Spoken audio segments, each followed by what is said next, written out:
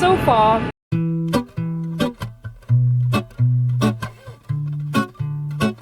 And then we have about an hour and a half sit in Johannesburg.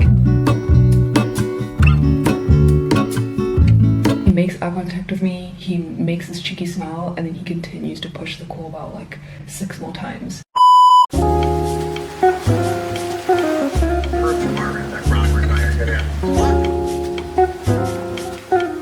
I decided to try overnight oats again. I made them a couple of years ago and I didn't really enjoy them, but I decided to try again.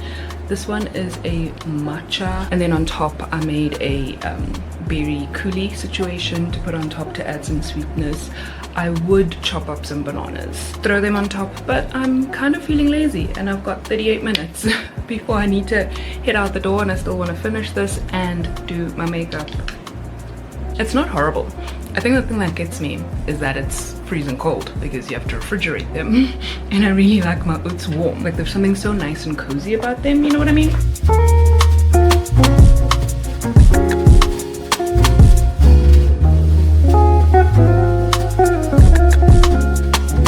We're down to 12 minutes before I need to leave. So I just went ahead and heated up my overnight oats. And now I'm eating them like this. I really don't understand how anybody can eat these cold. And they taste so good now. Like now I'm gonna gobble these up. But when they're cold, I have to like basically blackmail myself into eating them. And I'm not about to live my life like that. But then again, nobody said you had to eat overnight oats cold, so. I'm ready to go, and yes, I am wearing Crocs because I drive in these and then I change into my heels when I get to the office. Bags are packed. But did I show you guys this new addition to our house? I don't think I did. We got a new dining table. I got the table on Facebook Marketplace, which is awesome. Apparently it can seat up to 6, but we only went and we bought 4 of these chairs from Decofer, and we both are kind of obsessed. I'm trying to show you guys without showing the mess behind, because I obviously need to declutter all of this. This has just kind of become our clutter corner in the house, so I obviously have to get rid of all that. The chest freezer can't go anywhere. Our inverter system can't go anywhere, but I'm looking into like getting some kind of cupboard or something that's like a wood look to cover that. I don't know if that's possible, but we'll see. I'll try my damnedest just so that this can be like the most aesthetic dining setup. I don't have like a centerpiece right now, so I have this like table runner and I just threw it on here to kind of pretend it's a tray, and then I just have our fruit bowl on top and some flowers that we got this weekend because the bouquet that Keegan got me made up 2 bouquets, and my alarm is telling me I need to leave. It's telling me to leave for work. But yeah, this is the look. I just have my laptop on there because I do have to work on an assignment when I come back tomorrow. But yeah, that's our dining table, guys. I'm obsessed. These are placemats that Keegan already had, so I just use them because I don't feel the need to like go buy all new stuff just because we have a new table. But like, you know, over the course of time I'll definitely like start decorating this area properly, especially when I get that area covered up. Then I'll like know what kind of vibe I'm going for.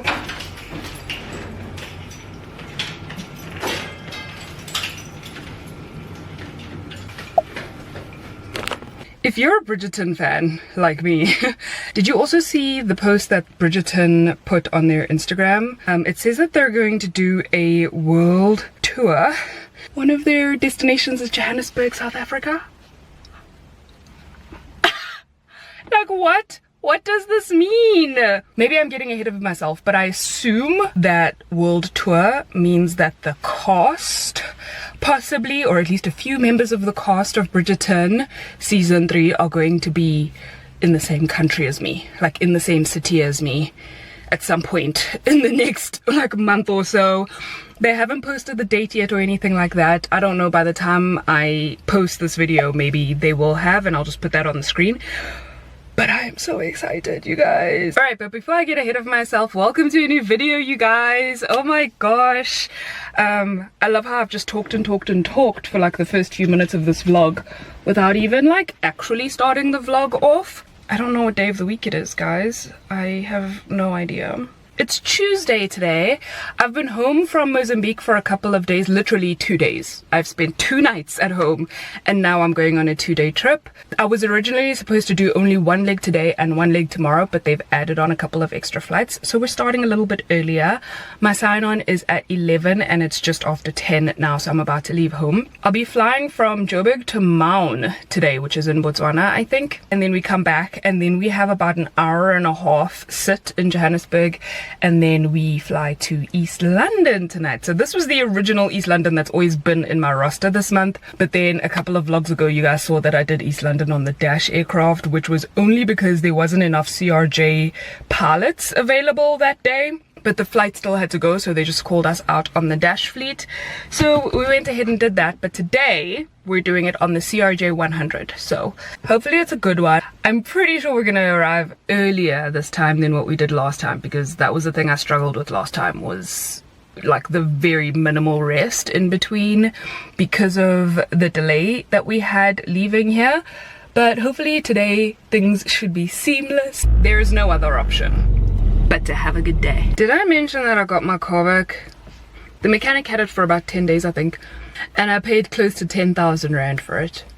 I don't even know what to think of that. Like, so we basically had to do like a major service, including a cam belt repair, and he had to replace my radiator because of the overheating situation. And then he said that we probably, because it's such an old car, we're probably gonna have to bring it in now every 8 to 10,000 kilometers, which up until now I've been taking it every 10 to 15,000 kilometers in for a service.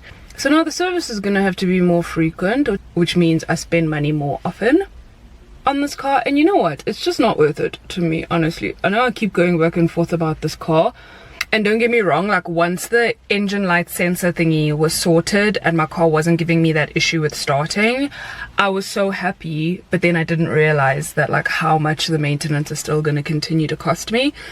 So at this point I think I'm just waiting until after the wedding, and then I'm still going to probably pursue trading this car in for a new one. I know it's not worth a lot. I think my insurance says that my car is worth 45,000 Rand. And guys, honestly, I have spent more than that in the last year just to maintain this car. So I'm kind of over it. We'll see. There might be something, once the wedding is over, there might be something that I realize I would rather invest my money into that is not a car, that is not a depreciating asset.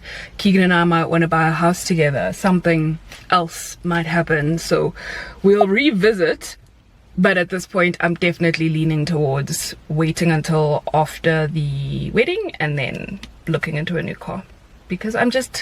It's just boiling hot. Oh no, guys. We've made it to Maun. Everything has been quite hectic, so I'll fill you guys in during my sit in Joburg. I just don't have a lot of time, but we did come here with 25 passengers and it's good, thank you very much. We did come with 25 passengers and I think we're going back with 3. So I'd like to be early. I'd like to just board quickly and get going, and I'll chat to you guys when we're back in Joburg, okay?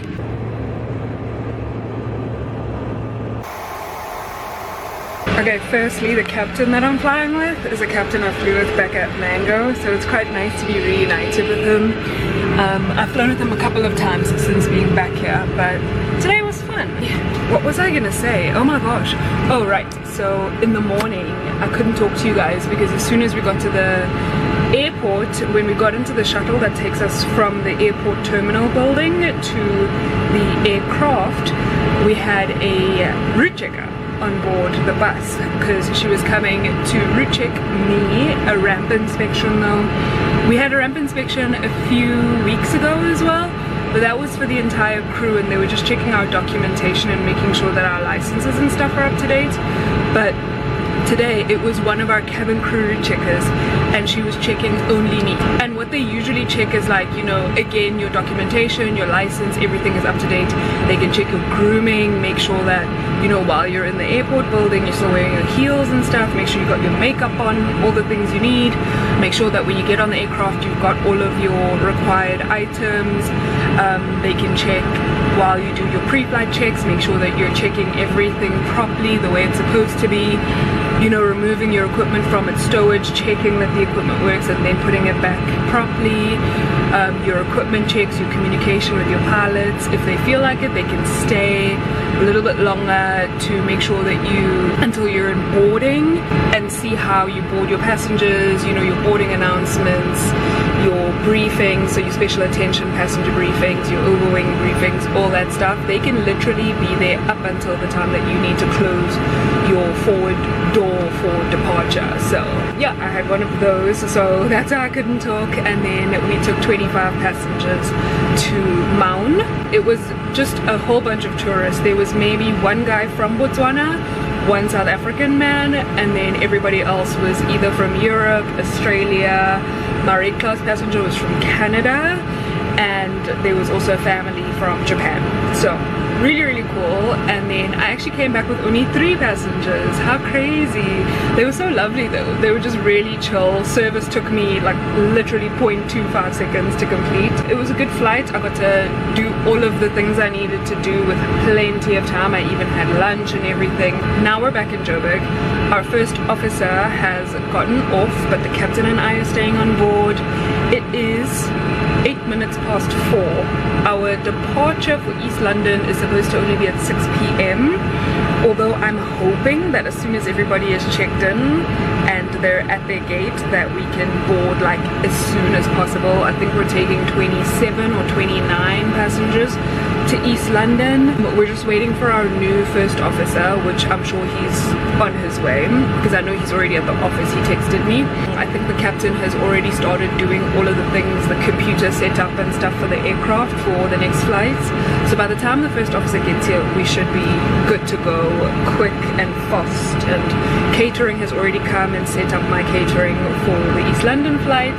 So it's just a matter of waiting until it's time for us to board and depart for East London. So far, a good day. My passengers have been so easy, so pleasant and nice, and hopefully the East London leg is going to be just the same. The earlier we get out of here, the more time I get at the hotel for like rest, because I'm pretty sure our sign-on in the morning is at like 5 a.m. or something, and I want to get as much sleep as possible.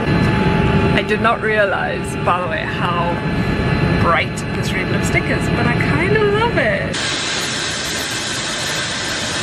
I do not know what possessed them to give me a room with 2 beds. You know what, it's honestly too late for me to care or to go and ask for a room change. But hey guys, I was not ready for that flight. Like mentally, I was just not ready for it, because instead of 27 passengers, we ended up having 44. So it was almost a full flight, and we also had a pet on board as well. The crowd was really boisterous, but not like, I was trying to keep like pushing things towards just like, you know, a light-hearted, fun, boisterous, but yeah, they definitely were trying to push my buttons for sure. Like this one gentleman pushed the call bell when I was standing right next to him. He makes eye contact with me, he makes this cheeky smile, and then he continues to push the call bell like 6 more times, literally just to get under my skin. At some point he asked for a glass of wine, and I gave him one because he had been sleeping for most of the flight. And then he asked for a second glass, and I said no.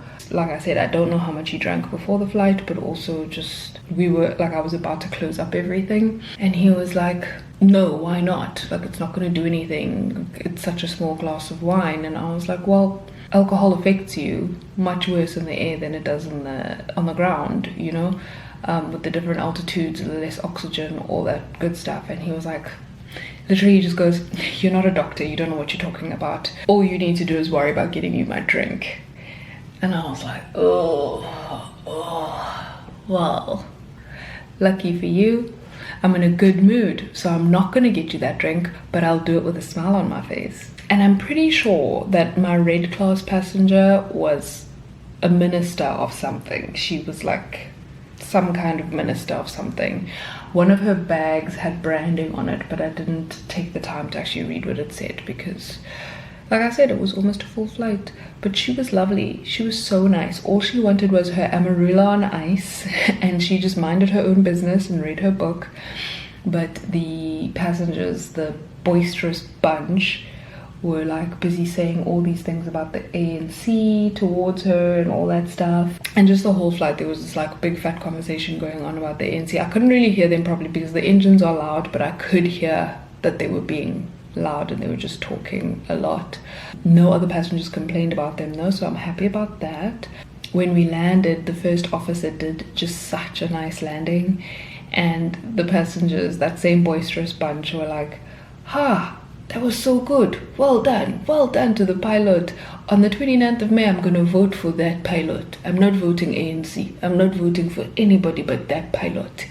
And then a lot of them, it was their first time flying with my airline, and so they were like a little skeptical because they were like, oh, the plane is so small. At the end of the day, they were like, yeah, I'm definitely coming back here. This was great. And I was like, yeah, of course you are. You had me as your cabin crew member. The plane was great. My pilots were great. So aside from that one like dismissive comment, nothing actually negative happened. But at one point, that same guy realized, I think when I was securing the cabin, he realized that I'm wearing a ring and that I'm engaged. And he was like, you're engaged? How dare you? Like, and he was like personally offended that like I'm engaged, and I was like, oh, okay, but you have a ring on your finger too, so you're married. He's like, yeah, but I'm available. I was like, oh Lord, okay, I'm so sorry to be engaged when there's a perfectly available married man in 4 Alpha that I could be hooking up with. I'm so sorry. Oh, but it's just been a day, guys. I have 0 energy left, and I need to be up at 3 in the morning so that I can shower and get ready to do this all over. Well, not everything all over again. Tomorrow, luckily, is just the one leg. We're just literally flying from East London back to Johannesburg, and then I get off the plane and go home.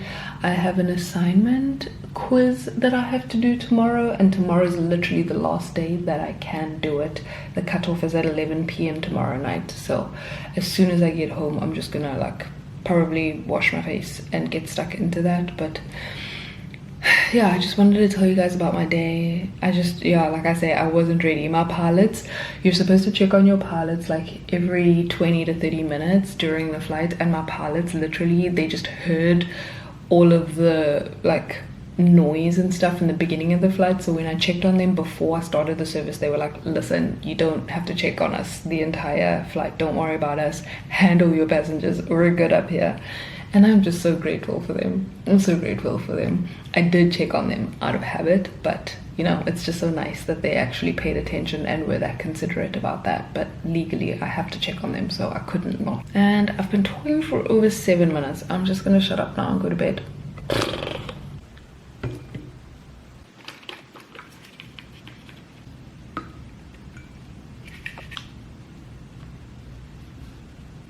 Friends, let's commence this experiment. So this is birthday where I do like a 6-course meals next week. This one, just like that, it feels like I have blinked and it's time to wake up.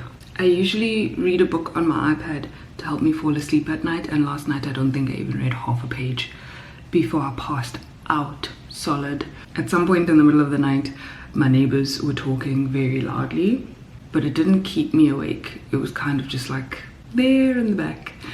And then next thing I knew, I woke up from my alarm at 3:20. I've had a shower, I think overexposed. Now I'm putting my face on, and I made a coffee because they have coffee downstairs for us that we can, like their breakfast doesn't start until 6, but they'll happily let us use the coffee machine to make a coffee quickly. And I did that last time, but their coffee was just not great. So instead, I'm having my hotel room instant coffee, hoping for the best, waiting until I'm on the aircraft where I can make one of these little drip coffees from Protea Coffee. I think we should literally be like signing off by 8 o'clock in the morning, which is great. But when I get home, I'm gonna race home and work on an assignment today. Not an assignment, but it's like an online quiz. I love the L'Oreal Infallible range, so I ended up getting the foundation. I've also obviously got the concealer. Love this stuff. I had the, I think it was also the L'Oreal Infallible setting spray that I had, but I finished it. So it's a good thing because I used it so much and I really loved it. I bought a whole bunch of Maybelline products. When I bought the Christmas gifts, I bought Maybelline. I bought a lip liner recently and it was above 250 Rand or something like that. So they ended up giving me one of these for free. And then I went back and I bought something else that was Maybelline that I can't remember. And I ended up getting another setting spray. So I'm gonna be using this Maybelline setting spray for a while. But it's also really good, guys. Like, you saw what I looked like last, wait, no, you didn't see what I looked like last night. I washed my face. But I like don't retouch my makeup during the day. Even when I do like the 5 leg in Mozambique, I don't reapply any makeup. I don't do anything. All I do is just dab a little bit of the oil away like halfway through the day, but otherwise my face is pretty set for the whole day. So this stuff in combination with my L'Oreal Infallible is really good. I had a couple of passengers while I was in Mozambique actually ask me what foundation I use because they were like, your skin looks so good, and I just love that. I'm so happy to have found a combination that works for me. Because of my oily skin and stuff, I've always had trouble finding products that actually sit on my skin and stay on my skin the entire day. I filmed like this makeup get ready with me on my TikTok the other day and I uploaded it and I tagged all of the products that I use and stuff like that, and the only one who replied was Eucerin. And I love Eucerin. You guys know I love Eucerin. Like, as much as I'm trying to experiment with my skincare, Eucerin sunscreen, the dry touch sunscreen, is by far my favorite, the best sunscreen I've ever been able to use. It was so nice that they noticed and they commented on my little post. Do I have the balls to ask them to sponsor me? Absolutely not. But you know, I'm gonna be happy with what I can get.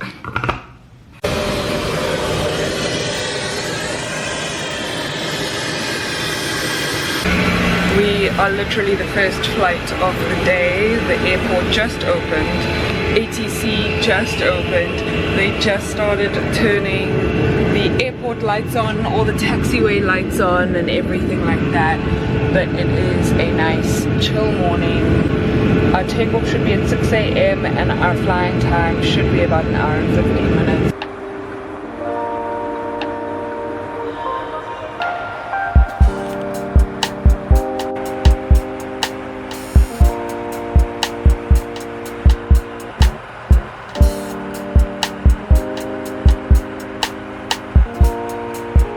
We made it, guys. We actually landed so early. I think I was like 35 minutes into the flight and my pilots were already making the descent announcement, and I was like, hold your horses, stop overtaking and just give me a chance here. But we ended up having 10 passengers. I don't know why the passenger figures kept changing like that, because like yesterday we were supposed to have 27 and then we ended up with 44.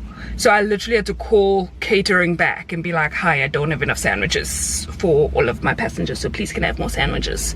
And luckily they brought me some. And then this morning we were meant to have 9, but then when we signed on it said 13, and then when we were on the plane they said 10 people were coming. So I mean, it is what it is. Literally didn't really change much about my day, but the passengers were fine. One of them was actually one of my passengers the last time I was in East London, and we had that delay on takeoff on the dash, and he was like, oh, I remember you, you're on a different plane this time. And I was like, yeah. He was so impressed with how much faster the CRJ is than the dash aircraft, and I was like, I know, I'm also impressed. We were literally fully deplaned by 7:15, but it took us a while to get off of the plane and to come to the office, and it is now 9:15. I had to just fill in some like flight report stuff because we usually do it electronically, but it's not working right now, and it hasn't worked the last 3 days. So I was filling in the last 3 days worth of pre-flight and post-flight paperwork. I'm gonna stop at McDonald's and get Keegan and I breakfast from there. And And then I'm going to wash my face and get stuck into my assignment the rest of the day. Speed like that, and it's bound to be a hell of a course. Do my little boo thing, so I'll give a hoot what you do, say girl, I know. Ngicela ngiphe i-buri an egg burger meal. What to drink? Can I please have a hot chocolate? It's all hot chocolate. Yes, please. And then can I please also have a the 2 cheeseburgers? Just the burgers or a meal? The meal as well.